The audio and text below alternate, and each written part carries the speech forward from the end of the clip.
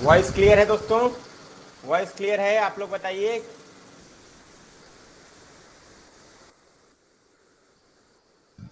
सभी को voice clear है दोस्तों? फटाक से बता दीजिए।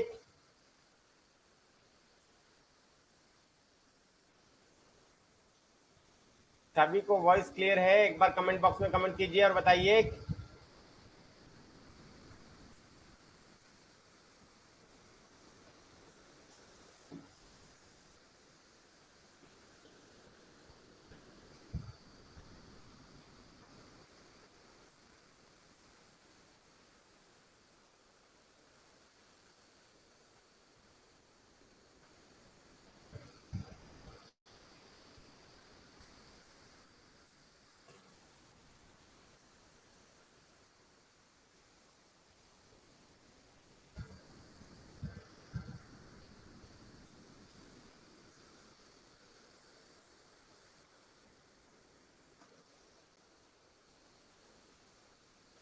क्लियर सभी लोगों को?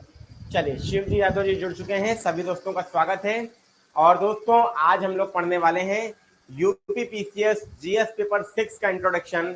हम लोगों ने यूपी पीसीएस जीएस 5 तक का इंट्रोडक्शन किया था और आज हम लोग यूपी पीसीएस जीएस 6 पेपर का इंट्रोडक्शन देखेंगे, पूरा सिलेबस समझेंगे और हम लोग क्या करेंगे, हम लोग उसके हिसाब से फिर अपने सिलेबस को पढ़ना स्टार्ट करेंगे। ठीक, क्लियर है? चलिए, तो सभी लोग देखिए, यहाँ पर आपके सामने ये मैंने जीएस पेपर 5 डिस्कस किया था और आज जीएस पेपर 6 के बारे में हम लोग अध्ययन करेंगे। चलिए, तो सबसे पहले आप लोग को बता दीजिए स्लाइड विजिबल है कि नहीं और वॉइस क्लियर है कि नहीं, सभी लोग बता दीजिए जल्दी से।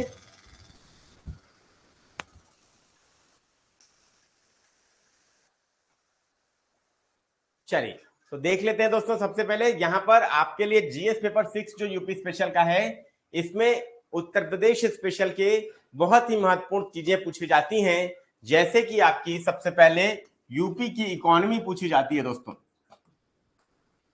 यूपी की इकोनॉमी या अर्थव्यवस्था से संबंधित प्रश्न पूछे जाते हैं, जो आपके एग्जाम के दृष्टिकोण से बहुत ही ज्यादा इंपॉर्टेंट है। ये बात आपको ध्यान रखना है।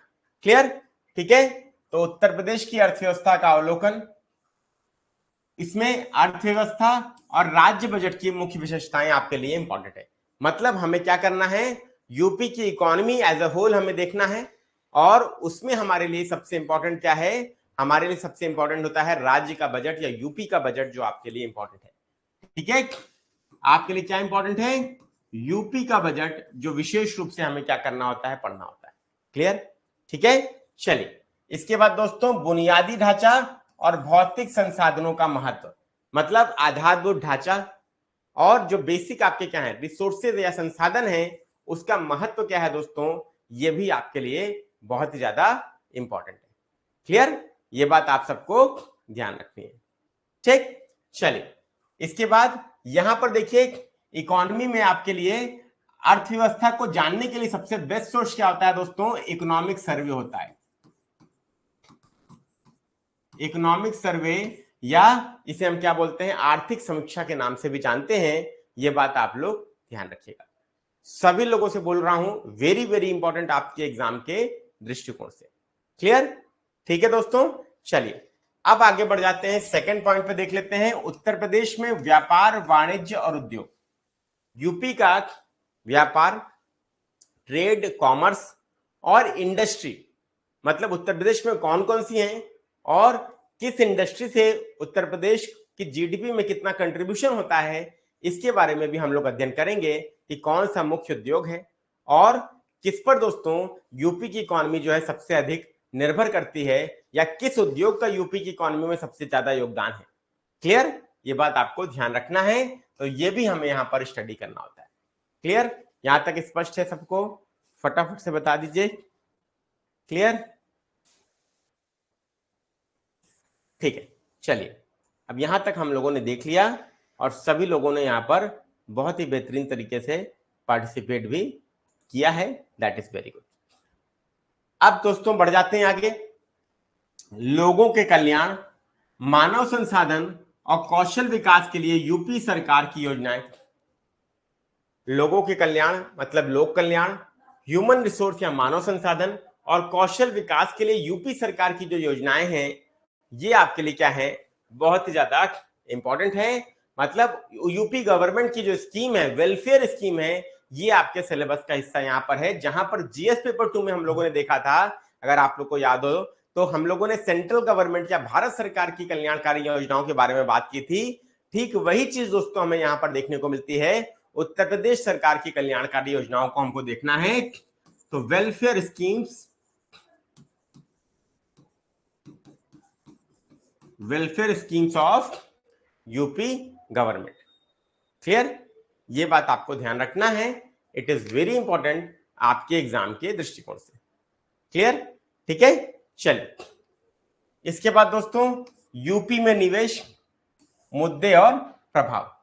मतलब यूपी में जो इन्वेस्टमेंट है, इन्वेस्टमेंट के क्या क्या मुद्दे हैं और उसका इफेक्ट क्या है, ये भी हम लोग देखेंगे दोस्तों कि यूपी में निवेश को बढ़ाने के लिए सरकार के क्या क्या प्रयास हैं, लेकिन उसके समक्ष जो चुनौतियां आ रही हैं वो क्या क्या हैं, और अगर यूपी में निवेश बढ़ेगा तो उसका प्रभाव क्या पड़ेगा, ये भी दोस्तों हम लोग को स्टडी करना होता है। तो यहां पर देखिए आपके जीएस पेपर 6 में भी आपके 22-23 टॉपिक हैं और प्रश्न आपके कितने आते हैं, 20 आते हैं। तो ये मान लीजिए औसतन जो है एक पेपर से आपको एक क्वेश्चन देखने को मिलता है, मतलब एक टॉपिक से एक क्वेश्चन आपको देखने को मिलता है। ये बात आपको स्पष्ट रूप से ध्यान रखना है। क्लियर? सभी दोस्तों को स्पष्ट है? चलिए वेरी गुड। इसके बाद लोक वित्त और राजकोषीय नीति। मतलब लोक वित्त मतलब पब्लिक फाइनेंस और राजकोषीय नीति मतलब फिस्कल पॉलिसी। हमारी जो पब्लिक फाइनेंस और फिस्कल पॉलिसी है वो क्या है, मतलब हमारी टैक्सेशन कैसी है, हमारे इकोनॉमिक रिफॉर्म्स कैसे हैं, ये हमें इसमें पढ़ना होता है दोस्तों। ठीक, इसके बाद यूपी सरकार की एक जिला एक उत्पाद नीति, मतलब one district one product scheme जो है हमारे उत्तर प्रदेश की, इससे एक प्रश्न दोस्तों कहीं नहीं गया है, वो आता ही आता है। ये बात आप सभी लोग दिमाग में स्पष्ट रूप से बैठा लीजिएगा। क्लियर? ठीक है, तो सिलेबस को सबसे पहले डिकोड करना जरूरी है और वही हम लोग यहां पर क्या कर रहे हैं, समझ में आ गई बात? क्लियर है? सबको स्पष्ट है? ठीक है, चलिए तो यहां पर one district one product scheme आपके लिए बहुत ही ज्यादा इंपॉर्टेंट है। आगे हम लोग बात कर लेते हैं उत्तर प्रदेश में नवीकरणीय और गैर नवीकरणीय ऊर्जा संसाधनों की योजना और प्रबंधन। मतलब रिन्यूएबल और नॉन रिन्यूएबल आपके जो एनर्जी रिसोर्सेज हैं उनकी प्लानिंग क्या है और उनका मैनेजमेंट क्या है दोस्तों, उसके बारे में भी हम लोग यहाँ पर पढ़ते हैं। यहाँ पर बात करते हैं उत्तर प्रदेश के कंटेक्स्ट में। याद रखिएगा, हम लोग उत्तर प्रदेश के कंटेक्स्ट में बात करते हैं, भारत के कंटेक्स्ट में हम लोगों ने पढ़ा है शुरुआत के पेपर में, लेकिन यहाँ पर यूपी के लिए स्पेसिफिक बात करते हैं। मैंने बार बार आपसे बोला, मैंने जीएस पेपर 5 जब मैं आपको बता रहा था तो भी मैंने आपसे बोला कि जो हम लोगों ने जीएस पेपर 1, 2, 3 में देखा, पढ़ा है या पढ़ना है, उसी का यूपी के कंटेक्स्ट में एप्लीकेशन दोस्तों आपका जीएस पेपर 5 और जीएस पेपर 6 का सिलेबस बनाता है। समझ में आ गई बात? सबको स्पष्ट है? ठीक है, चलिए उत्तर प्रदेश की जनसांख्यिकी, जनसंख्या और जनगणना। मतलब यूपी की क्या है, यूपी की डेमोग्राफी क्या है, मतलब जनसांख्यिकी, जनसंख्या और जनगणना। डेमोग्राफी और पॉपुलेशन जो है यूपी की, ये बहुत इंपॉर्टेंट है। जहां पर भारत के परिप्रेक्ष्य में हम जनसंख्या और नगरीकरण पढ़ते हैं जीएस पेपर 1 में, जिसमें इतिहास भूगोल है। तो भूगोल के अंतर्गत मानव भूगोल में हम लोग ये चीज पढ़ते हैं। तो सेम चीज दोस्तों आपको यहां पर क्या करनी है, यूपी के कंटेक्स्ट में भी यूपी की सेंसस जो है और यूपी की आपकी पॉपुलेशन जो है हमें ये पढ़नी होती है। क्लियर हो गई बात? पॉपुलेशन सेंसस और अर्बनाइजेशन ऑफ उत्तर प्रदेश, ये हमारे सिलेबस का यहां पर हिस्सा है। क्लियर? ठीक है, चलिए भाई। उत्तर प्रदेश में कृषि और फसलों का उत्पादन का व्यवसायीकरण, हमारे यहां जितनी भी क्या है कृषि और फसलें हैं, वो जो उनका उत्पादन हो रहा है, उनका कमर्शलाइजेशन या व्यवसायीकरण कैसे हो रहा है या उसमें क्या सुधार करने की आवश्यकता है, इसके बारे में भी प्रश्न दोस्तों पूछे जाते हैं और ये भी हमारे सिलेबस का हिस्सा है। अब देखिए एक बात आप लोग याद रखिएगा, आप लोग को यहां पर मेंस को कॉम्प्लिकेटेड नहीं बनाना है। मेंस में जितने भी टॉपिक दिए हैं, हर टॉपिक पे अगर हमारे पास 200 शब्दों का नोट्स है तो निश्चित रूप से मान के चलिए कि मुख्य परीक्षा हमारी कहीं नहीं गई है, वो निश्चित रूप से दोस्तों आपकी क्लियर होगी। मुख्य परीक्षा को बस हवा बनाया गया है दोस्तों, ये बात आप ध्यान रखिएगा। मुख्य परीक्षा पीसीएस का एग्जाम निकालना आपको समझिए किसी भी आरओ के एग्जाम से या आपके किसी भी अन्य ऑब्जेक्टिव एग्जाम से ज्यादा आसान होता है। बस आपको सिलेबस पे अच्छे से क्या होना चाहिए, कमांड होना चाहिए, आपने सिलेबस अच्छे से पढ़ा। क्लियर हो गई बात? ठीक, चलिए। उत्तर प्रदेश की नई वन नीति, उत्तर प्रदेश की जो नई फॉरेस्ट पॉलिसी है दोस्तों, वो क्या है? यूपी की नई फॉरेस्ट पॉलिसी जो है, सीधा सीधा एक प्रश्न आपको फॉरेस्ट पॉलिसी से देखने को मिलेगा। ठीक, अब भारत की पॉलिसी क्या है? भारत की फॉरेस्ट पॉलिसी के अंतर्गत देश के 1/3 क्षेत्र पर क्या होना चाहिए, वन आच्छादन होना चाहिए, फॉरेस्ट कवर होना चाहिए। तो यूपी की पॉलिसी क्या कहती है, इसके बारे में भी अध्ययन करेंगे हम लोग। क्लियर? चलिए भाई, यूपी में कृषि और सामाजिक वानिकी, यूपी में जो एग्रीकल्चर है, कौन कौन सी फसलें हैं जिनका उत्पादन होता है, किनके उत्पादन में यूपी अग्रणी है, ठीक है, किनके उत्पादन में सेकंड नंबर पे, किनके में थर्ड नंबर पे है, ये मुख्य रूप से हमें यहाँ पर देखना होता है। और सोशल फॉरेस्ट्री उत्तर प्रदेश में किस तरीके से यहाँ पर सफल हो सकती है, इसके बारे में भी हम लोग को क्या करना होगा, विवेचना करनी होगी। क्लियर? ठीक, चलिए। इसके बाद दोस्तों उत्तर प्रदेश में कृषि विविधता और कृषि की समस्याएं और उनके समाधान, मतलब डाइवर्सिफिकेशन ऑफ एग्रीकल्चर हमारे यहाँ नहीं है। हमारे यहाँ डाइवर्सिफिकेशन ऑफ एग्रीकल्चर नहीं है दोस्तों, ये बात ध्यान रखिएगा, बहुत कम है। लेकिन कृषि की विविधता कैसी हो सकती है, मतलब फसल क्या है, हम वही गेहूं चावल उगाते आ रहे हैं, कोई डाइवर्सिफिकेशन हमने कृषि में नहीं किया अभी तक। क्लियर? ठीक है, सही बात है कि नहीं, जल्दी से बताइएगा सभी लोग, सही बात है कि नहीं, फटाफट से बताइए। कोई डाइवर्सिफिकेशन आपको फसलों में दिखता है क्या? दाल चावल उगा लिया, मैक्सिमम क्या उगा लिया, और दालें उगा लेते हैं हम लोग, लेकिन फिर भी बहुत अच्छा दालों में भी नहीं कर पाया यूपी जितना कि मध्य प्रदेश ने किया। सही बात है कि नहीं, कमेंट बॉक्स में बताइए सभी लोग, कमेंट बॉक्स में बताइए, सभी लोग कमेंट बॉक्स में जरूर से बताइए। क्लियर?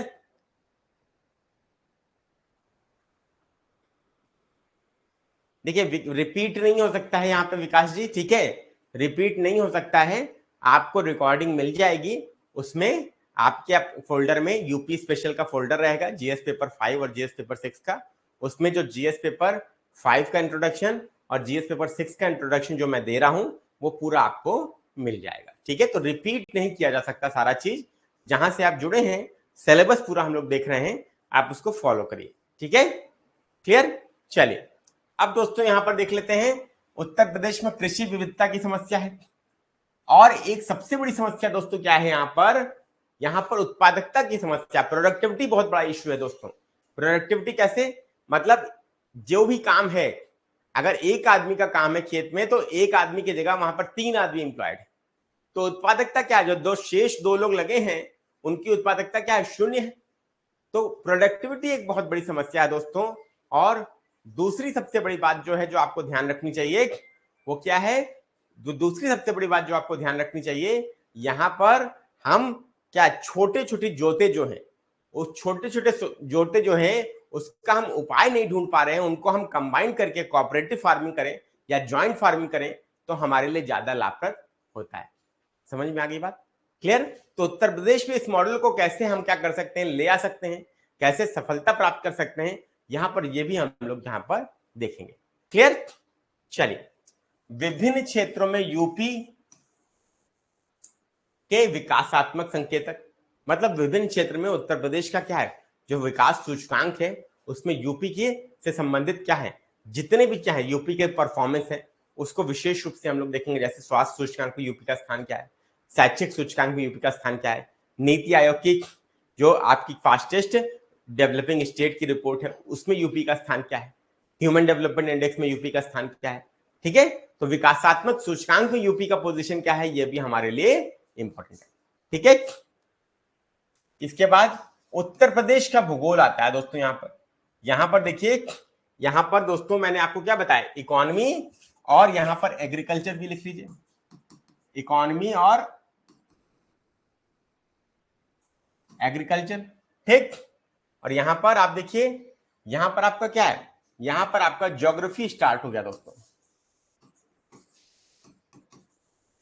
ज्योग्राफी ऑफ इंडिया तो हम लोग जीएस पेपर 1 में पढ़ रहे हैं, जीएस पेपर 1 में पढ़ रहे हैं, लेकिन यहां पर यूपी के परिप्रेक्ष्य में भूगोल भी हमें देखना है विशेष रूप से, जो हमारे लिए इंपॉर्टेंट है। यहां पर उस यूपी की भौगोलिक स्थिति क्या है, उच्चावच और संरचना क्या है, जलवायु क्या है, सिंचाई, खनिज, जल निकासी व्यवस्था और वनस्पति, ये पूरा का पूरा दोस्तों क्या है, भारत के भूगोल का एप्लीकेशन है यूपी के परिप्रेक्ष्य में। तो वही हमने क्या करना है, यहाँ पर पढ़ना है। तो यूपी में दोस्तों भूगोल पढ़ना आसान हो जाएगा जब हमें भारत भूगोल क्लियर होगा। जब भारत भूगोल हम अच्छे से पढ़ चुके होंगे तो उत्तर प्रदेश का भूगोल भी हमें बहुत आराम से क्लियर हो जाएगा। यहां तक सबको स्पष्ट है कि नहीं, जल्दी से बताइए, जल्दी से बता दीजिए, यहां तक स्पष्ट है सभी लोगों को? क्लियर? चलिए, ठीक, यहां तक सबको स्पष्ट हो गई बात। इसके बाद दोस्तों, उत्तर प्रदेश में राष्ट्रीय उद्यान और वन्यजीव अभ्यारण्य, मतलब जो हम राष्ट्रीय उद्यान और वन्यजीव अभ्यारण्य देखते हैं जीएस पेपर 3 में, भारत के परिप्रेक्ष्य में पूरे भारत का, लेकिन यहां पर क्या है, यहां पर हमें नेशनल पार्क और वाइल्ड लाइफ सेंचुरी केवल जो भारत के लिए सीमित है उनके बारे में अध्ययन करना होता है। ये बात ध्यान रखिएगा, बहुत इंपॉर्टेंट है आपके लिए। क्लियर? ठीक है, राष्ट्रीय उद्यान और वन्यजीव अभ्यारण्य। अब यहां पर देखिए संदीप जी जुड़े हुए हैं। संदीप जी, मैं आपसे बोलूंगा कि आप, अगर आपको समझ में आ रहा है बेटा, सेशन पसंद आ रहा है, तो याद रखिए ये विजेता बैच जो है सिलेक्शन वाली बैच है, इसको आप सबको ज्वाइन करना चाहिए। और ज्वाइन करके इसको क्या करना चाहिए, इसको बस 6 महीने के लिए बस ईमानदारी से फॉलो कर लीजिए। निश्चित रूप से यूपी बीसीएस प्री और मेंस कहीं नहीं गया दोस्तों, और 850 से अधिक पद दोस्तों इस वर्ष आ रहे हैं। और ये मान के चलिए इससे बड़ा सुनहरा अवसर नहीं हो सकता।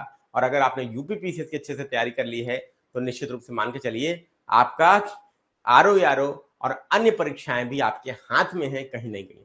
कितने लोग सहमत हैं इस बात से, जल्दी से कमेंट बॉक्स में बता दीजिए, जल्दी से कमेंट बॉक्स में बता दीजिए, जल्दी से कमेंट बॉक्स में बता दीजिए। शिव जी, विकास जी, हामिद जी, संदीप जी, कितने लोग इस बात से सहमत है, सही बात है कि नहीं, जल्दी से बताइए फटाक से।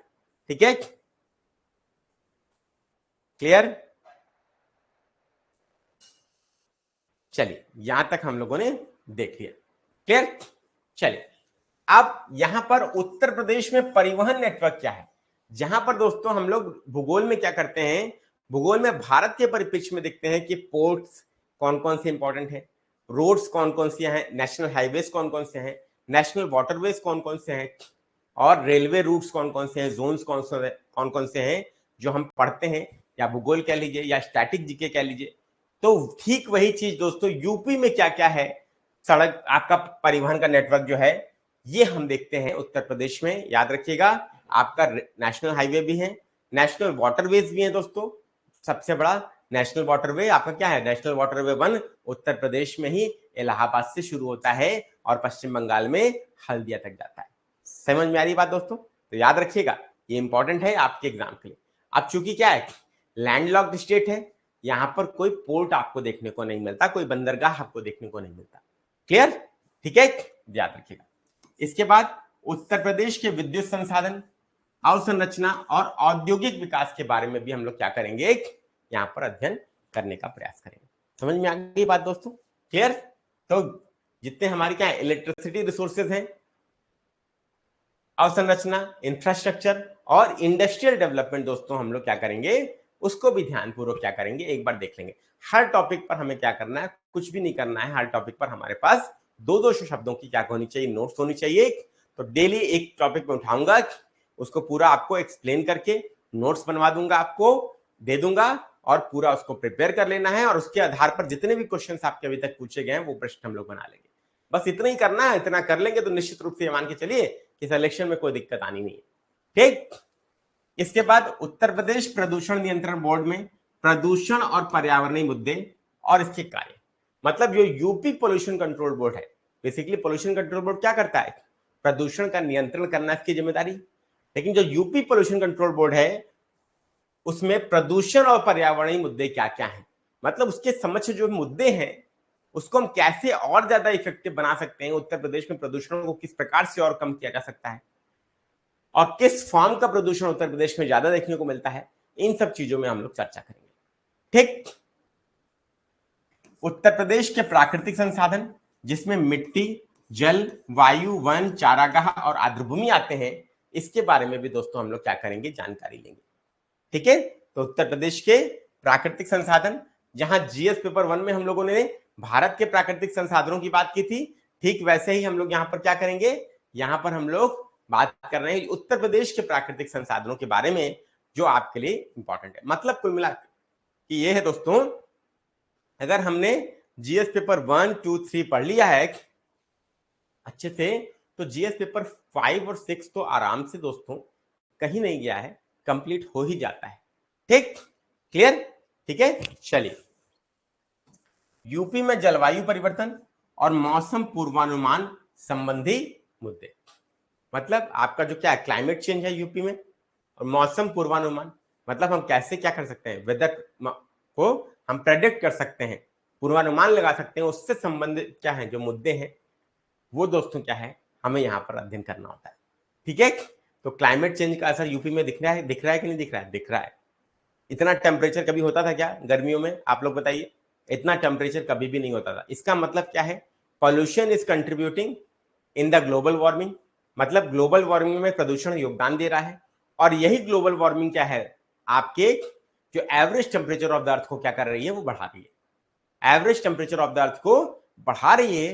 तो इसका मतलब कुल मिला के ये है, जो इतनी गर्मी पड़ रही है दोस्तों, और आपने देखा इस बार उत्तर भारत में तो पारा 50 डिग्री सेल्सियस से पार भी चला गया, दिल्ली में 52.3 डिग्री सेल्सियस का रिकॉर्ड किया गया। तो वो दोस्तों कोई नॉर्मल बात नहीं है, ये अब नॉर्मल कंडीशन है, ये बात ध्यान रखिएगा। और यहाँ पर आपके लिए यूपी भी दोस्तों जलवायु परिवर्तन में क्या है, बहुत बड़ा योगदान देता है। कार्बन इमिशन में भी उत्तर प्रदेश का बहुत बड़ा योगदान है। क्लियर हो रही बात दोस्तों कि नहीं हो रही? ठीक है, सभी दोस्तों को स्पष्ट है? फटाफट से बता दीजिए। ठीक, चलिए यहां तक आपको क्लियर हो गया। आगे आवास और पारिस्थितिकी तंत्र, मतलब नेचुरल हैबिटेट और इकोसिस्टम, ये आपके सिलेबस का हिस्सा है। उनकी संरचना और कार्य, वनस्पति और जीव जंतु उत्तर प्रदेश के परिवेश में, मतलब उत्तर प्रदेश में जितने भी वनस्पति और जीव जंतु हैं उनके नेचुरल हैबिटेट, प्राकृतिक आवास और पारिस्थितिकी तंत्र या इकोसिस्टम के बारे में हमें पूरी जानकारी होनी चाहिए। यह भी आपके सिलेबस का हिस्सा है। ठीक। इसके बाद विज्ञान और प्रौद्योगिकी, इसके मुद्दे, प्रगति और यूपी में प्रयास, मतलब उत्तर प्रदेश के परिप्रेक्ष्य में विज्ञान और प्रौद्योगिकी से संबंधित मुद्दे क्या हैं, विज्ञान और प्रौद्योगिकी की क्या विकास हुआ है यूपी में, और इस संबंध में उत्तर प्रदेश में क्या प्रयास किए जा रहे हैं कि विज्ञान और प्रौद्योगिकी के क्षेत्र में उत्तर प्रदेश का योगदान जो है बढ़ाया जा सके। क्योंकि काफी कम है दोस्तों, काफी कम है उत्तर प्रदेश का योगदान अभी विज्ञान और प्रौद्योगिकी में, काफी ज्यादा कम है। अर्थव्यवस्था हमारी भले ही दूसरे नंबर पे आ गई हो देश में, लेकिन अभी भी उत्तर प्रदेश का योगदान जो है काफी कम है विज्ञान और प्रौद्योगिकी में। क्लियर? ये ध्यान रखिएगा। उत्तर प्रदेश में जलीय कृषि, अंगूर की खेती, रेशम उत्पादन, पुष्प कृषि, बागवानी, वृक्ष कृषि इत्यादि का भी दोस्तों हमें क्या करना है, अध्ययन करना है। मतलब यूपी में जितने प्रकार के आपके उत्पादन होता है, ठीक है, कृषिगत उत्पादन होता है, वो सब हमें देख लेना है। जैसे उत्पादन हमें भारत के परिप्रेक्ष्य में भी देते हैं, कृषि उत्पादन देखते हैं, आज सुबह ही मैंने आपको सिलेबस में बताया। और ठीक वैसे ही दोस्तों भारत के परिप्रेक्ष्य में हम लोग इंडियन ज्योग्राफी में पढ़ते हैं उत्पादन जो है, कृषि उत्पादन और खनिज उत्पादन के आंकड़े। ठीक वैसे ही दोस्तों यहाँ पर आपको क्या करना है, यहाँ पर आपको यूपी के परिप्रेक्ष्य में ये पूरा कृषिगत उत्पादन देखना है। ठीक, उत्तर प्रदेश के विकास पर उनका प्रभाव क्या है, ये भी हमें जानकारी होनी चाहिए। उत्तर प्रदेश के विकास पर उनका प्रभाव क्या है, ये भी हमें जानकारी होनी चाहिए। क्लियर? उत्तर प्रदेश के विकास के लिए सार्वजनिक निजी भागीदारी का विकास, मतलब अगर हम यूपी का डेवलपमेंट करना चाहते हैं तो हमें निवेश भी चाहिए होगा। किससे? सरकार से भी चाहिए होगा और भारत सरकार से भी चाहिए और हमें प्राइवेट सेक्टर से भी चाहिए, क्योंकि क्या है, सरकार के पास एक सीमित मात्रा में क्या है, राजस्व का संग्रह होता है और वो पूरा यूपी के विकास के लिए नहीं दिया जा सकता। तो यूपी सरकार को भी प्रयास करना पड़ेगा कि इन्वेस्टर समिट करे और इन्वेस्टर समिट करके इन्वेस्टर्स को, बड़े बड़े इन्वेस्टर्स को यहाँ पर ले आए, कन्विंस करें कि यहाँ पर वो अपने उद्योग लगाएं जिससे यूपी का विकास हो सके। लेकिन जब ऐसा होगा तो यहाँ पर ये विकास जो कहलाएगा ये पीपीपी मॉडल पर विकास कहलाएगा। किस पे? पीपीपी मॉडल पे। और इसका फुल फॉर्म क्या है? Private public partnership. Private public partnership, इसका मतलब क्या है दोस्तों? प्राइवेट पब्लिक पार्टनरशिप, इसको कुछ लोग पब्लिक प्राइवेट पार्टनरशिप भी बोलते हैं, लेकिन पीपीपी का सही प्रोनाउंसिएशन या फुल फॉर्म क्या है? पब्लिक प्राइवेट पार्टनरशिप है। क्यों है ऐसा? ऐसा इसलिए है दोस्तों, इस बात को समझिएगा आप लोग कि पब्लिक सेक्टर अर्थात सरकार अब ड्राइविंग फोर्स नहीं है इकोनॉमी का, ये बात ध्यान रखिए। आज की डेट में 1990 के दशक के बाद प्राइवेट सेक्टर जो है वो क्या, निजीकरण का, जब एलपीजी रिफॉर्म लागू किए गए, मैंने जीएस पेपर 3 के इंट्रोडक्शन में बताया था, ठीक है, जब एलपीजी रिफॉर्म लागू किए गए, लिबरलाइजेशन, प्राइवेटाइजेशन, ग्लोबलाइजेशन, मतलब उदारीकरण, निजीकरण और वैश्वीकरण, तो निजीकरण के बाद दोस्तों आप प्राइवेट सेक्टर जो है दोस्तों, उद्योगपति जो है वो क्या है, वो क्या है, देश की इकोनॉमी को ड्राइव कर रहे हैं। और सारी की सारी इकोनॉमी आप देखिएगा, पॉलिसीज जो बनती हैं ज्यादातर दोस्तों वो आपके उद्योगपतियों के दिखाए गए डायरेक्शन के अनुसार ही बनती हैं। अब इसको आप पॉलिटिकल कह लीजिए तो वो आपकी अपनी सोच है। देखिए ये पॉलिटिकल नहीं है, चाहे वो कांग्रेस की सरकार हो, चाहे बीजेपी की सरकार हो, चाहे एनडीए की सरकार हो, चाहे यूपीए की सरकार हो, कोई भी सरकार आ जाएगी और किसी भी देश में दोस्तों, चाहे अमेरिका की बात कर लीजिए, रशिया की बात कर लीजिए, चाइना की बात कर लीजिए, यूरोपियन कंट्रीज की बात कर लीजिए, हर देश में दोस्तों आज की डेट में जो नीतियां बन रही हैं वो उद्योगपतियों के क्या दिखाए गए मार्ग पर बन रही है। उसका कारण यह है क्योंकि पूंजीवाद हर जगह पर अपना पैर पसार चुका है और पूंजीवाद की क्या है, सबसे बड़ी पहचान होती है उपभोक्तावादी संस्कृति। और उपभोक्तावादी संस्कृति चलती कैसे है? जब क्या कच्चे माल की अधिक से अधिक आवश्यकता होगी और अधिक से अधिक फिनिश गुड्स मतलब हम क्या करेंगे, अंतिम उत्पाद बनाएंगे। और जब अंतिम उत्पाद अधिक से अधिक बनाएंगे तो हमें क्या चाहिए, हम इस उद्देश्य के लिए बना रहे ना कि हमें अधिक से अधिक मुनाफा चाहिए। तो अधिक से अधिक मुनाफा चाहिए, तो इसीलिए दोस्तों क्या है, हम क्या करेंगे, नया बाजार ढूंढेंगे। नया बाजार ढूंढेंगे किसके लिए? सामान बेचने के लिए।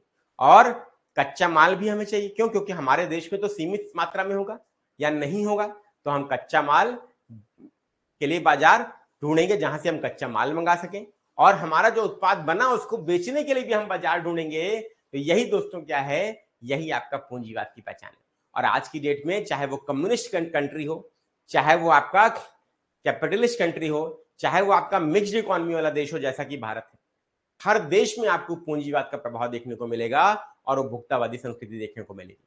समझ में आ गई बात? और पूंजीवाद बेसिकली क्या है, पूंजीवाद बात किसकी करता है? पूंजीवाद बात करता है इसी पीपीपी मॉडल की, कि प्राइवेट सेक्टर ड्राइविंग फोर्स होना चाहिए। सरकार को निजी क्षेत्र में हस्तक्षेप नहीं करना चाहिए, सरकार को मार्केट में हस्तक्षेप नहीं करना चाहिए, मार्केट गवर्न होना चाहिए डिमांड और सप्लाई से। ठीक, जितना उत्पादन उसी के आधार पर क्या है, उसी के आधार पर मांग होती है दोस्तों। ठीक है, जितना उत्पादन उसी के हिसाब से कीमत। क्योंकि देखिए मांग अगर क्या है, एक समय में मांग सीमित भी कर दी जाए, मान लीजिए 5 के 5 ही लोग हैं लेकिन अगर उत्पादन कम है उत्पादन 4 ही टूथपेस्ट का हो रहा है, तो क्या होगा, 4 टूथपेस्ट है, 5 लोग हैं, तो सीधी सीधी बात है, पांचों लोगों को तो चार ही है, लोग 5 हैं, तो मतलब क्या हुई, डिमांड बढ़ गई ना, डिमांड बढ़ गई, उत्पादन कम है, तो प्राइस बढ़ जाएगा। ठीक, लेकिन अगर आपकी क्या है, अगर आपके 5 लोग हैं और उत्पादन 10 टूथपेस्ट का है, तो इसका मतलब क्या है, मांग उतनी ही है लेकिन उत्पादन बढ़ गया, और उत्पादन क्या है, आवश्यकता से ज्यादा है, मांग से ज्यादा है, तो कीमत क्या हो जाएगी, प्रति टूथपेस्ट कम हो जाएगी। तो ये दोस्तों क्या है, ये खुले मार्केट में डिमांड और सप्लाई का नियम जो है ये काम करता है, ये इकोनॉमी में हम लोग दोस्तों पढ़ते हैं। ठीक, तो डिमांड और सप्लाई का नियम बेसिकली यही कहता है, ये पूंजीवाद का दोस्तों सबसे पहला रूल है कि सरकार को मार्केट में हस्तक्षेप नहीं करना चाहिए, और फ्री मार्केट जो है वो ऐसे ही काम करता है। और यहां पर ये मैं बता इसलिए रहा था क्योंकि पीपीपी मॉडल में दोस्तों प्राइवेट सेक्टर ड्राइविंग फोर्स है इकोनॉमी का, और पब्लिक सेक्टर बैक सीट पे बैठा है। लेकिन 1990 से पहले भारत में क्या था, निजी क्षेत्र में पैसा नहीं था उद्योगपतियों के पास कि वो क्या कर सके, किसी क्षेत्र को विकसित कर सके, इसीलिए सरकार ड्राइविंग फोर्स पे थी, पब्लिक सेक्टर ड्राइव कर रहा था, प्राइवेट सेक्टर पीछे बैठा था। आज की डेट में उल्टा हो गया। क्लियर, ठीक है। तो पीपीपी का, सार्वजनिक निजी भागीदारी का दोस्तों क्या योगदान है दोस्तों उत्तर प्रदेश के विकास में, इस पर भी दोस्तों आपको टिप्पणी करनी होगी। तो ये पूरा सिलेबस दोस्तों मैंने क्या किया, जीएस पेपर 6 का आपको डिस्कस करके बताया। तो आप में से जो लोग, जिनका भी क्लास जीएस पेपर 5 का छूट गया है या जीएस पेपर 6 का छूट गया है, उनको उनके फोल्डर में आज 2-3 घंटे में एक जीएस पेपर 5 और जीएस पेपर 6 का फोल्डर मिल जाएगा। ठीक, अपने एप्लीकेशन में कंटेंट वाले फोल्डर में देखिएगा। ठीक, और जो विजेता बैच के छात्र हैं उसमें आपको जीएस पेपर 5 का इंट्रोडक्शन पूरा, सिलेबस का, अप्रोच, क्वेश्चन, और जीएस पेपर 6 का भी सेम, ये दोनों चीज आपको मिल जाएगा। ये आपको ध्यान रखना है और उसी हिसाब से आपको तैयारी करनी है। अब देख लेते हैं कुछ हम लोग यहाँ पर प्रश्नों को भी देखने का प्रयास करते हैं। अगर प्रश्न हमें मिल जाएंगे तो निश्चित तौर पर हम क्या करेंगे, उसको देखेंगे। ठीक है,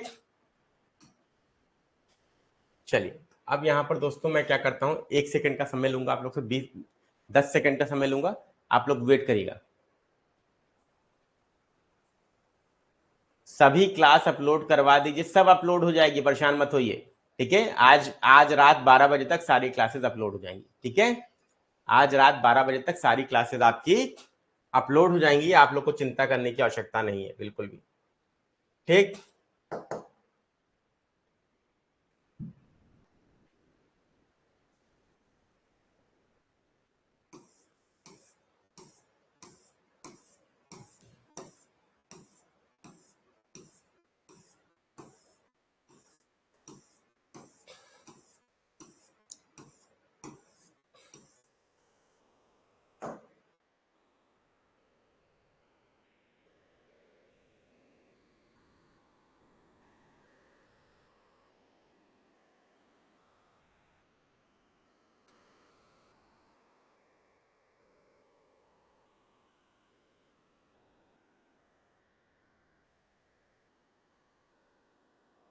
ठीक है, चलिए अब कुछ पेपर के क्वेश्चंस को हम लोग देख लेते हैं, कैसे कैसे क्वेश्चन आपके इस पेपर में पूछे जाते हैं।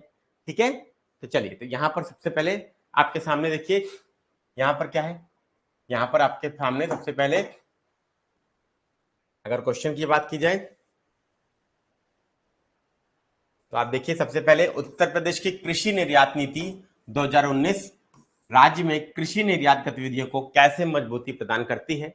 मतलब हमारी एग्रीकल्चर एक्सपोर्ट की जो पॉलिसी है वो राज्य को कैसे कृषि निर्यात की गतिविधियों को मजबूती प्रदान करती है, इसको बताना। मतलब अगर कृषि निर्यात नीति हमें पता है उत्तर प्रदेश की, तो हम आराम से इस आंसर को लिख सकते हैं। शॉर्ट आंसर वाला क्वेश्चन है, 8 नंबर का, 125 शब्द में आंसर करना है। और अगर टॉपिक में हमने कृषि निर्यात नीति यूपी की पढ़ी है तो आराम से हम आंसर कर ले जाएंगे। ठीक है, ये ध्यान रखिएगा दोस्तों। इसके बाद दोस्तों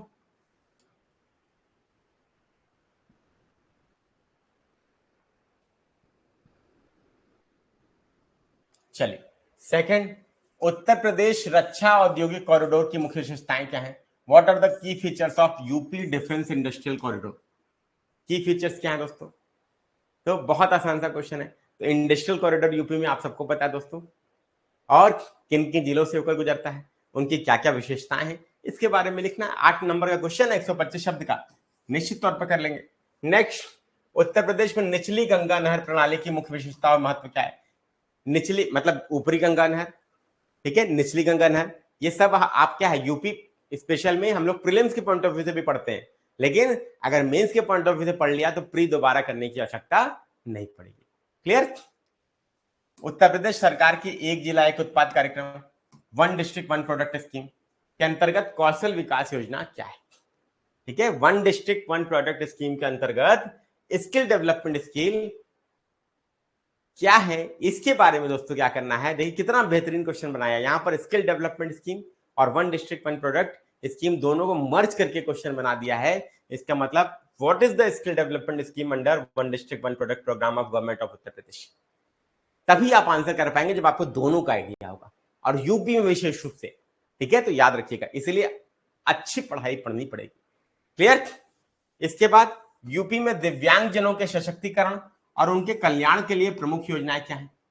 दिव्यांग जनों का सशक्तिकरण मतलब जो फिजिकली क्या है, हैंडीकैप है, जिन्हें दिव्यांग कहा गया, उनके कल्याण के लिए कौन कौन सी प्रमुख योजनाएं चल रही हैं। बस योजनाएं अगर अच्छे से पढ़ी हैं तो निश्चित तौर पर यह प्रश्न हो जाएगा। 8 नंबर का क्वेश्चन था। क्लियर? पूर्वांचल एक्सप्रेसवे के प्रमुख लाभ क्या है? पूर्वांचल एक्सप्रेसवे आप सबको पता है दोस्तों, कहां से कहां तक। प्रीलिम्स में तो रट्टा मारते हैं सब बच्चे, ठीक है, आरओ की परीक्षा में, पीसीएससी परीक्षा में। इसके लाभ क्या है बताइए भाई, लिख के 125 शब्द में आप बताना पड़ेगा। जब पूरा पढ़ा होगा तो निश्चित तौर पर आंसर कर पाएंगे, नहीं पढ़ा होगा तो आंसर करना मुश्किल होगा। ठीक, इसके बाद उत्तर प्रदेश मिलेट्स पुनरुद्धार कार्यक्रम की विशेषता क्या है? What are the main features of UP millets revival programme. Uttar Pradesh में मिलेट्स को हम कैसे क्या कर सकते हैं, पुनरुद्धार कर सकते हैं मिलेट्स उत्पादन का, इसके बारे में दोस्तों ये क्वेश्चन है। मैं आपसे क्या बोला था, यूपी में विविधीकरण नहीं है कृषि के फसलों का, विविधीकरण होना चाहिए, मिलेट्स के उत्पादन को इस समय बढ़ाना चाहिए। क्यों? क्योंकि इस समय क्या है, इस समय ये प्रचलन में है, और आज जितने भी डॉक्टर्स के पास आप जाएंगे वो क्या बोलते हैं, वो यही बोलते हैं कि मिलेट्स का उपयोग ज्यादा से ज्यादा करिए खाने में। ठीक, उत्तर प्रदेश में भूजल के उपयोग से जुड़ी प्रमुख समस्याओं और चुनौतियों का उल्लेख कीजिए।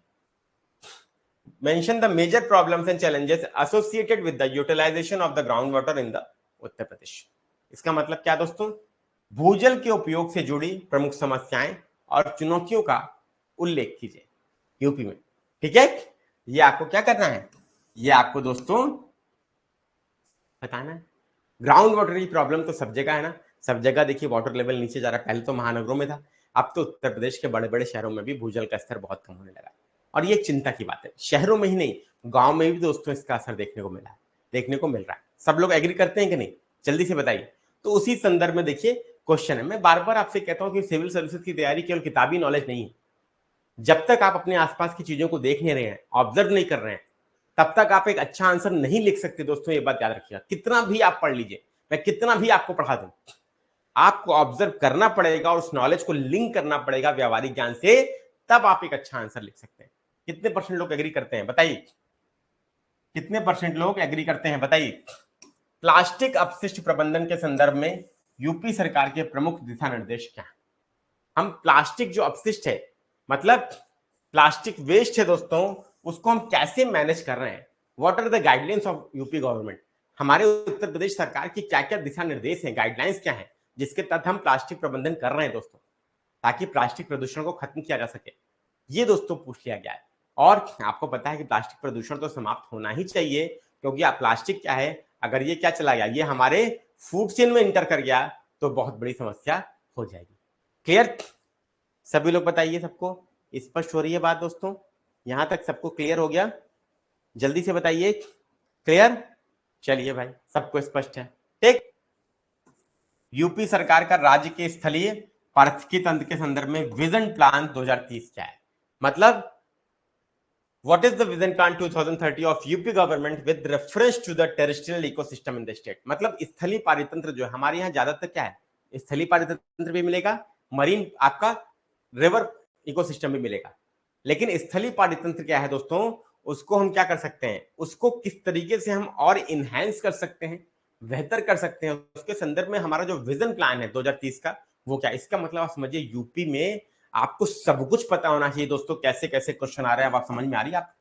यूपी गवर्नमेंट की सब चीजों के बारे में आपको जानकारी होनी चाहिए, जितने भी विजन डॉक्यूमेंट्स हैं, जितने भी प्लान्स हैं, जितनी भी आपकी पॉलिसीज हैं, जितनी वेलफेयर स्कीम है, तभी नंबर मिलेगा दोस्त, ये बात याद रखिएगा, अदरवाइज नंबर नहीं मिलेगा। ठीक, क्लियर? चलिए भाई, यहां तक हम लोगों ने कर लिया।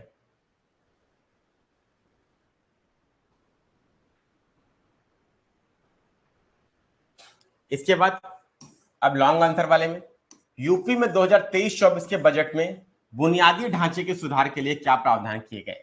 मतलब जो यूपी का 2023-24 का बजट था उसमें इंप्रूव ऑफ मतलब इंफ्रास्ट्रक्चर इंप्रूवमेंट के लिए क्या क्या प्रावधान किए गए थे, मतलब आधारभूत संरचना के सुधारने के लिए क्या क्या प्रावधान किए गए, उसको दोस्तों आपको जरूर बताना चाहिए।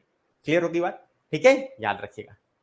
ठीक, इस तरीके से दोस्तों क्वेश्चन हमें लिखने हैं, और 12 मार्क्स वाले 250 शब्द में आपको कितने में लिखने होते हैं? 200 शब्द में लिखने होते हैं, आप सबको मैंने बताया है। ठीक है, और जो आपके क्या है 8 मार्क्स वाले हैं 125 शब्द में। कैसे लिखना, क्या लिखना है, एक सेशन मैंने आंसर राइटिंग कैसे स्टार्ट करें लिया था। अब जब कल से स्टार्ट करूंगा पढ़ाई, यूपी स्पेशल से ही स्टार्ट करते हैं इस बैच में। ठीक है, क्योंकि ये क्या है, ये डिफिकल्ट क्वेश्चन है, ये बच्चों के लिए क्या है, बहुत बड़ा डायलेमा बन जाता है दोस्तों। ठीक, तो कल से स्टार्ट करेंगे जीएस 5 से, तो मैं पूरा बताता चलूंगा, आंसर क्वेश्चन बताता चलूंगा, आप लिखेंगे आप लोग, और साथ में सिलेबस कवर होता जाएगा। ठीक, चलिए इसके बाद यूपी सरकार ने राज्य में निवेश आकर्षित करने के लिए हाल में क्या पहल की है? अब आप सबको पता है यूपी में इन्वेस्टर समिट कितनी अच्छी आयोजित हो रही है, कई बार आयोजित हो चुकी है, डिफेंस एक्सपो आयोजित हो चुका है कि नहीं हो चुका है, सभी लोग बताइए। तो ये सब आप देख रहे हैं, जब आप देख रहे हैं तो कभी भी आपका एग्जाम, जब आप करंट से अवगत रहते हैं तो कभी भी एग्जाम में आपको समस्या नहीं आती। राज्य में सामाजिक मानकी को बढ़ावा देने के लिए यूपी सरकार द्वारा की गई प्रमुख पहल और रणनीतियां क्या है? सोशल फॉरेस्ट्री को बढ़ावा देने के लिए यूपी सरकार ने क्या क्या पहल की है? बहुत आसान सा क्वेश्चन, बस पहल आपको पता होनी चाहिए। क्लियर? बागबानी के विकास के लिए यूपी सरकार द्वारा दी जाने वाली प्रमुख सुविधाओं पर चर्चा करिए। अगर आप बागबानी विकसित करना चाहते हैं दोस्तों, हॉर्टिकल्चर को डेवलप करना चाहते हैं यूपी में, तो यूपी सरकार द्वारा दी गई क्या क्या सुविधाएं हैं बागबानी के लिए, इसके बारे में आपको बताना पड़ेगा। ठीक है, इसके बाद यूपी में जैव ऊर्जा के विकास के लिए वर्तमान पहले और भविष्य की संभावनाओं का आलोचनात्मक विश्लेषण करना है दोस्तों। मतलब बायो एनर्जी को हम क्या करने के लिए, विकसित करने के लिए वर्तमान पहल और भविष्य की संभावना को हमें क्या करना है, आलोचनात्मक विश्लेषण करना है, क्रिटिकल एनालिसिस करना है दोस्तों। बायो एनर्जी आज की मांग है दोस्तों, क्यों? क्योंकि परंपरागत ऊर्जा स्रोत जो है वो एक दिन खत्म हो जाएंगे, और वो क्या है, वो ग्रीन हाउस इमिशन को बढ़ा रहे हैं और ग्लोबल वार्मिंग को और बढ़ा रहे हैं। ग्लोबल वार्मिंग के बढ़ने से average temperature of the earth बढ़ रहा है, जिससे इस तरीके की समस्याएं आपको देखने को मिल रही। कितनी सीवियर हीट वेव्स दोस्तों इस समय गर्मी में चल रही है उत्तर भारत में, अब आप सब लोग अनुमान लगा सकते हैं। ठीक, यूपी में मौसम पूर्वानुमान के संदर्भ में मौसम विज्ञान केंद्र लखनऊ के महत्व को रेखांकित कीजिए। मतलब मौसम पूर्वानुमान के संदर्भ में जो मौसम विज्ञान केंद्र यूपी का है लखनऊ में, उसका महत्व क्या है, इंपॉर्टेंस क्या है, इसको आपको बताना है। जब उसकी फंक्शनिंग आपको पता होगी तभी तो महत्व बता पाएंगे, तो इसके बारे में भी अध्ययन करेंगे। यूपी में जलवायु परिवर्तन पर राज्य कार्य योजना में शामिल मिशनों का विवरण प्रस्तुत कीजिए। तो जलवायु परिवर्तन के लिए जो 8 आपका क्या है, 8 एरिया एक्शन प्लान दोस्तों भारत सरकार का है, उसमें यहां पर दोस्तों जो राज्य कार्य योजना में शामिल मिशन है उनका भी विवरण आपको प्रस्तुत करना है। यूपी के कंटेक्स्ट में हम लोग उसको भी देखेंगे। उत्तर प्रदेश के तराई क्षेत्र के वन्य जीव अभ्यारण्यों के पारिस्थितिकी महत्व की व्याख्या कीजिए। Explain the ecological importance of wild life sanctuaries in the Terai region of UP. तो यूपी में दोस्तों तराई रीजन कौन सा है, जो नेपाल के बॉर्डर से सटा हुआ है दोस्तों। तो उस रीजन में दोस्तों आपका क्या है, जो वाइल्ड लाइफ सेंचुरीज है उसके लिए दोस्तों क्या है, उसका पारिस्थितिकी महत्व या आपका इंपॉर्टेंस क्या है दोस्तों, इसके बारे में आपको यहां पर चर्चा करनी है।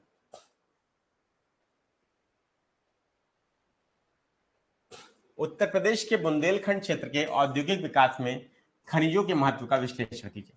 हमारा जो बुंदेलखंड रीजन है वो खनिजों से परिपूर्ण है दोस्तों।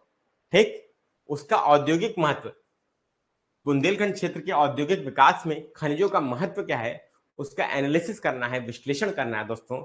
आप भी कर लेंगे, लेकिन बस आपको ये पता होना चाहिए कि उस क्षेत्र की क्या ज्योग्राफी कैसी है और उस क्षेत्र में कौन कौन से खनिज होते हैं और क्यों वो क्षेत्र औद्योगिक रूप से विकसित हुआ। ठीक, क्लियर। उत्तर प्रदेश में विज्ञान प्रौद्योगिकी परिषद के नवाचार प्रोत्साहन कार्यक्रम के प्रमुख उद्देश्य और लक्ष्य समूह क्या है? तो what are the major objectives and target group in innovation promotion programme of council of science and technology in UP. तो याद रखिएगा, विज्ञान प्रौद्योगिकी परिषद के नवाचार प्रोत्साहन कार्यक्रम, इसके बारे में जब आप जानेंगे तभी तो उसका उद्देश्य और लक्ष्य को क्या कर पाएंगे, आप बता पाएंगे। तो कंप्लीट डिटेल देखिए आपको यहाँ पर पढ़नी पड़ेगी। आधी अधूरी तैयारी से यूपी स्पेशल नहीं होता। अब देखिए बच्चे करते क्या है, बच्चे जब प्री निकल जाता है ना, तब मेंस की तैयारी लेके बैठते हैं करने के लिए। तब उठाया GS 5 GS पेपर 6 और फिर भागीरथी प्रयास करते हैं। और भागीरथी प्रयास देखिए, भागीरथ ने गंगा को जब पृथ्वी पर लेके आए तो उसके लिए भी कितने वर्षों तपस्या की थी, ये कोई नहीं देखता। बस ये देखता है कि भागीरथ जो है गंगा नदी को क्या लेकर आए थे, पृथ्वी पर लेकर आए थे। लेकिन कितना समय उन्होंने तप किया ये कोई नहीं देखता, सब इन रिजल्ट देखता है। तो इसीलिए याद रखिएगा, कोई इतना बड़ा योद्धा और शूरवीर नहीं होता कि प्री के बाद जो मेंस का टाइम है उसमें यूपी स्पेशल पढ़ के बाकी GS पेपर 1 2 3 4 पढ़ के, ऐसे लिख के, आंसर राइटिंग करके, टेस्ट सीरीज लगा के उसी वर्ष सिलेक्शन ले ले। तो इसीलिए जो अब से तैयारी करना शुरू करेगा या जिसने आज से पहले से तैयारी करना शुरू की है, उसके एग्जाम निकलने का चांस बहुत ज्यादा है, ये बात याद रखिएगा। और जो प्री के बात करेगा वो पक्की 2024 में उसका सिलेक्शन नहीं होगा, ये बात ध्यान रखिएगा। वो सिलेक्शन लेगा 2025 में या 2026 में। ठीक, तो उम्मीद करता हूं क्लास आपको पसंद आया होगा। कल से 5 बजे हम लोग GS पेपर 5 स्टार्ट कर रहे हैं। आप सभी लोग जुड़िए। जो लोग एडमिशन नहीं लिए हैं वो एडमिशन ले सकते हैं, और कोई जानकारी चाहिए 9559088796, ठीक है, इस पे संपर्क कर लीजिए। Thank you.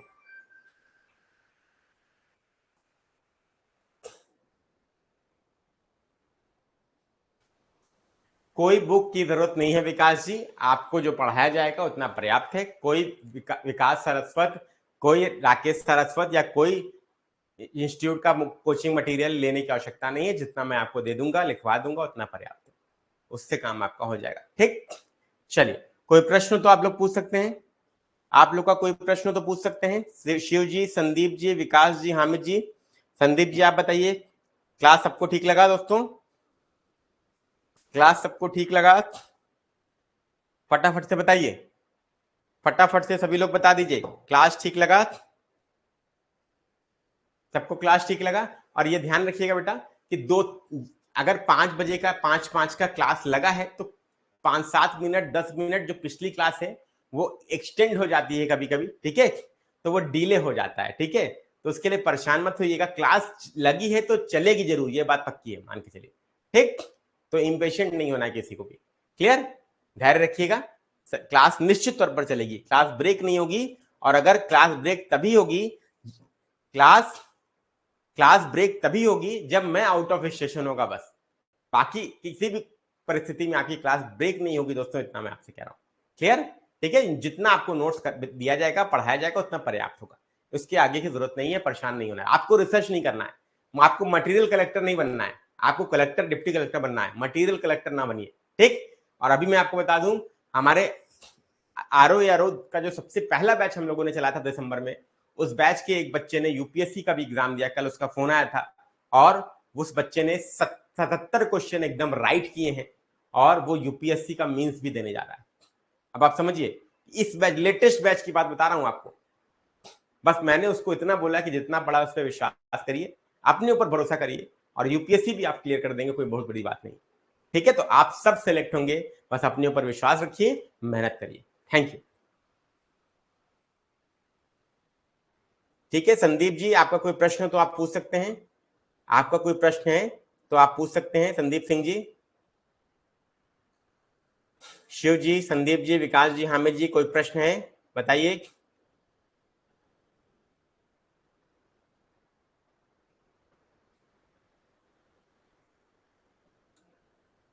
ठीक है, चलिए, कोई प्रश्न नहीं है तो कोई बात नहीं, कल मिलते हैं। कितने बजे क्लास का टाइम आपका? 5 बजे है, 5-7 मिनट 10 मिनट हो सकता है लेट, परेशान नहीं होना है, क्लास आपकी टाइम से चलेगी। ठीक, थैंक यू।